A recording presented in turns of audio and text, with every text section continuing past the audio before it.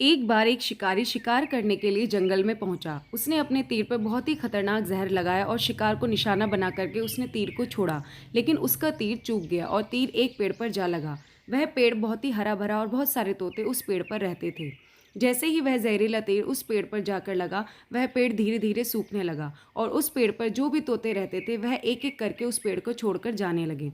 उस बड़े से पेड़ के कोटर में एक बहुत ही बूढ़ा तोता रहता था, जो बहुत ही धर्मात्मा और अच्छे मन का था। सभी तोते उस पेड़ को छोड़कर जाने लगे थे, लेकिन वह बूढ़ा तोता जाता था, दाना लेकर आता और उसी कोटर में आकर बैठ जाता था, परंतु उस पेड़ को छोड़ने को तैयार नहीं था।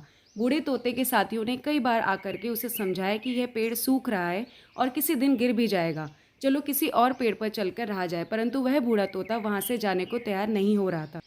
अब यह बात देवराज इंद्र तक पहुंची। उन्हें बताया गया कि एक तोता है, वह जिस पेड़ पर रहता है उस पेड़ पर एक जहरीला तीर लगने के कारण सूखने, गिरने और खत्म होने के कगार पर आ पहुंचा है और एक बूढ़ा तोता अभी भी वहां पर रह रहा है। वह दाना लेकर आता है और वहीं पर रहता है। जब भी उस जंगल में बहुत सारे पेड़ हैं, लेकिन वह उसी पेड़ पर रह रहा है। जब भी देवराज इंद्र प्रकट हुए और उस बूढ़े तोते से कहने लगे कि आप बहुत धर्मात्मा है, बहुत ही अच्छे मन के हैं, लेकिन आप इस पेड़ को छोड़कर किसी और पेड़ पर चले जाइए, क्योंकि यह पेड़ कुछ ही दिनों में गिर जाएगा।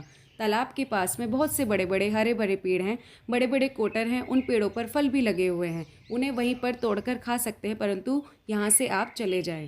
तोता बोला, माफ़ कीजिएगा, इस पेड़ ने मुझे जीवन दिया है, शिकारियों से मेरी रक्षा की है, हर मौसम में मेरे साथ रहा है, ये कोटर मेरा घर है, यहाँ से मैं पला बड़ा हूँ, इस पेड़ को मैं छोड़कर कैसे जा सकता हूँ?